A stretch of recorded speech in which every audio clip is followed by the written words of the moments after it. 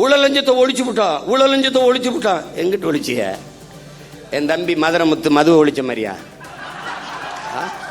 நீங்க முதலமைச்சரா நான் என்னங்க பண்ணுவீங்க? மதுவை ஒழிச்சுருவேன். எப்படி ஒழிப்பிய? இப்படி கேட்பீங்கன்னு தான் அந்த பாருங்க ஒழிச்சு வச்சிருக்கீங்க அப்படின்னு ஒரு ஒழிச்சு வச்சுருவாரு. வாய்கிட்ட ஒழிக்கிறது இல்லை.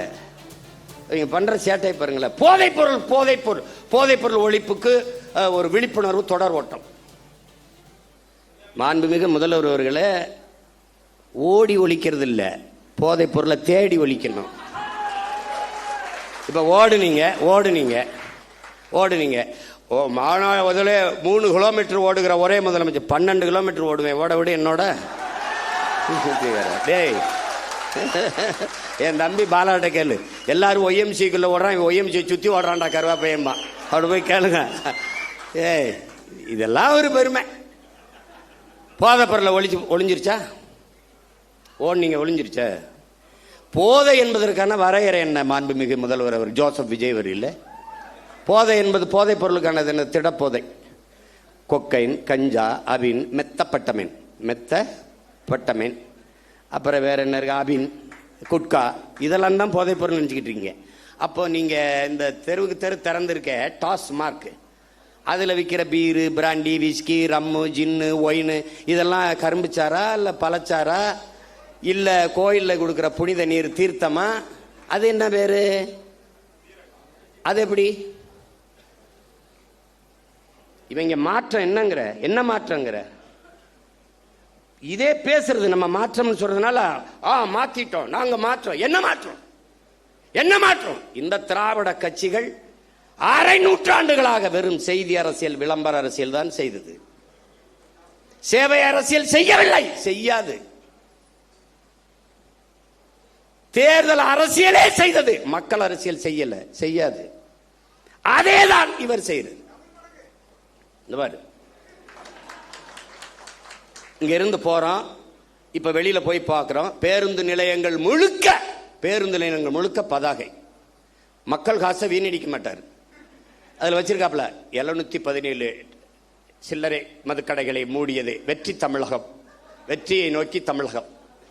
அப்படி சிரிச்சு உட்கார்ந்துருக்காப்ல. இதைத்தான் அவர் பண்ணாப்ல. அவர் என்னன்னா, நான் முதல்வன்.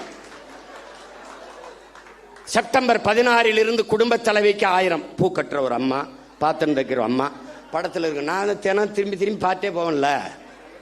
நான் வேற புதுச்சேரியில இருந்துல வரணும். தினம் உள்ள தெருவில் பூரா பார்க்குறேன். நிறைய பேருந்து கிடக்குறேன்ல, பேருந்து நிலையங்களை பார்ப்பேன். அவர் அப்படியே உட்காந்துருப்பார் ஐயா. இப்போ இவர் உட்காந்துக்கிட்டு இவர் இப்போ இருங்க வரேன். அப்புறம் சிங்கப்பெண் பெண்கள் பாதுகாப்புக்கு சிங்கப்பெண் சிறப்பு படை, அதுக்கு ஒரு விளம்பரம். அப்படியே சிரிச்சுக்கிட்டு இருக்காப்ல. அதுதான் சட்டசபையில் பேசிட்டீங்க, சொல்லிட்டீங்க. செய்தி நாளேடு முழுக்க, தொலைக்காட்சி முழுக்க வந்துருச்சு, மக்களுக்கு தெரிஞ்சிருச்சு. அப்புறம் அதுக்கு இவ்வளவு கோடிகளை செலவழிச்சு தெருவா விளம்பரம் இதுக்கு? இதுதான் செய்தி விளம்பர அரசியல். இவங்க ஒன்லி ரீல்ஸ் தான், நோ ரூல்ஸ். ரூல் பண்றது இல்ல, ரீல் தான். இன்னைக்கு என்ன போடலாம்? பேருந்துல போலாம். பேருந்துல அதுக்கு தான் போக்குவரத்து துறைக்கு ஒரு அமைச்சர் போட்டிருக்கீல, தமிழன் விஜய் பார்த்திபன். பேரை வச்சுக்கிறான் கில்லி சரத்குமார், திருப்பாச்சி வெட்டர்வால், எதையோ ஒன்று வச்சுக்கிறது. பேரை வச்சுக்கிட்டு சூப்பராயன் அப்படி ஏதோ ஐயா வச்சுக்கிற மாதிரி எதையோ வச்சுக்கிறது. அவன் இந்த சரத்குமாருங்கிற அவன் எப்படிப்பட்ட வீரன்? அது கிள்ளி சரத்து அதெல்லாம் அவங்க சமாளிக்கிறாங்க. எல்லாத்தையும் சரி பண்ண நினைக்கிறாங்கடா. ஆமா தவறுங்க அப்படின்னு சொல்லி அதை திருத்திக்கிறது கிடையாது. தவறு தான், இனிமே இல்லை அப்படின்னு சொல்லணும்ல. விளையாட்டு போட்டி கிரிக்கெட் ஐபிஎல் பார்க்க போறாரு. சரி போறாரு. குழந்தைக்கு உடம்பு முடியல. எவனாவது நல்ல தகப்பன் உடம்பு முடியாத குழந்தைய தூக்கிட்டு, சின்ன குழந்தைய தூக்கிட்டு ஐபிஎல் பார்க்க போவாங்க. இவனுக்கிட்ட இவ்வளவு பெரிய பொறுப்பை கொடுக்குறிய அமைச்சர் பதவி, அவன் என்ன வெங்காயத்தில் நிர்வாகம் பண்ணுவான்? ஒரு குழந்தைக்கு தகப்பனாக இருக்க தகுதியற்ற ஒருவனை எப்படா நீ மந்திரி ஆகுறீங்க? எப்படி மந்திரி ஆகுற? மாத்திரை கொடுக்க வேண்டிய நிலையில இருக்குது, உடல்நிலை சரியில்லை என்றால் வீட்டில் குழந்தைய வச்சு பார்த்துருக்கணும். அப்படியே நான் ஐபிஎல் பார்த்தா தான் உயிரோட இருக்கணும்னா வீட்டில் தொலைக்காட்சியில் பாரு. அங்கே கூட்டி கொண்டு போய் மாத்திரையை ஒரு இதில் வச்சு அது எது கிரீட கடன் அட்டையா, கடன் அட்டையில் இப்படி நசுக்கிறாப்புல. பின்னாடி ஒரு பொம்பளை குழந்தை அழுதுக்கிட்டா, உட முடியாத குழந்தைக்கு மாத்திரை நசுக்கா, பின்னாடி ஒரு பொம்பளை சிரிச்சு அதை எவனா எடுத்துருக்கான். எடுத்துக்கிட்டு 500 ரூபா இதுக்கு கையில் வருது. மாத்திரை நசுக்கிறதுக்கு 500 ரூபாய்க்கு என்ன சம்மந்தம் இருக்கு? இந்த மாத்திரையை ஏன் நான் பொடியா நசுக்கிற? தண்ணியில போட்டு குழந்தைக்கு கொடுக்க. மாத்திரையை அப்படியே போட்டாலே கரைஞ்சிருமே, எதுக்கு நசுக்கிற? டேய், கேட்கறதுக்கு பதில் சொல்லணும்.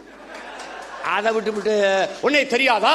அது தெரியுதுலடா, உங்களுக்கு முன்னாடியே 15 வருஷமா இங்க இருக்கண்டா, என்னை தெரியாம எப்படி இருக்கும்?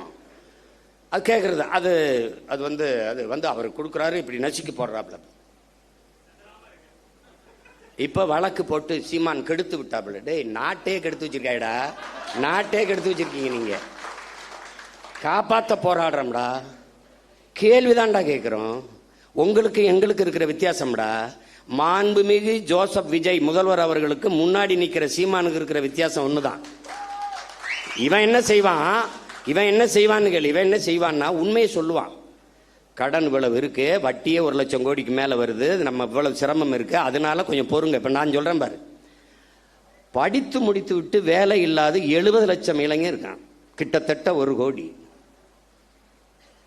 இப்ப நான் என்ன செய்வேன், பிரபாகரன் மகன் என்ன சொல்லுவேன், காமராஜரனுடைய பெருந்தலைவனின் பேரை, வஉசியின் வாரிசு, தெய்வ திருமகன் முத்துராமலிங்க தேவரின் பேரன், தீரன் சின்னமலையின் வாரிசு, அயோத்தியாசர் ரெட்டமலை சீனிவாசனுடைய பேரன். நான் என்ன சொல்லுவேன்னு கேளு. சிங்காரவேலர் ஜீவானந்தத்தின் பேரன் என்ன சொல்வேன்னா, படித்து முடித்து விட்டு வேலை இல்லாத பட்டதாரிகளுக்கு, இளைஞர்களுக்கு வேலை தாரேன், அரசு வேலை தாரேன். அது எந்த வேலைன்னு கேட்காத, வேலை தர்றேன், உனக்கு வேலை தர்றேன். இது நான். நீங்க எல்லாம் வேலை இல்லாத இளைஞருக்கு 4000 தர்றேன். ஒரு தலைவன் என்பவன் நிலையான தீர்வை நோக்கி நகர்த்தணும்டா. அதான்டா கனவு, அதான் விஷன், அதான் ட்ரீம். ஒரு தொலைநோக்கு இருக்கணும். நான் வேலை தர்றேன். எப்படி எப்படி தெரியும்? டாக்டர் இவ்வளவுதான்டா இருக்கு. அடே, IAS மொத்தம் 7500 இந்தியா முழுமைக்கு எவ்வளவு? 5800 300 இவ்வளவுதான்டா IAS. IPS எவ்வளோடா? 7000 எவ்வளவுடா?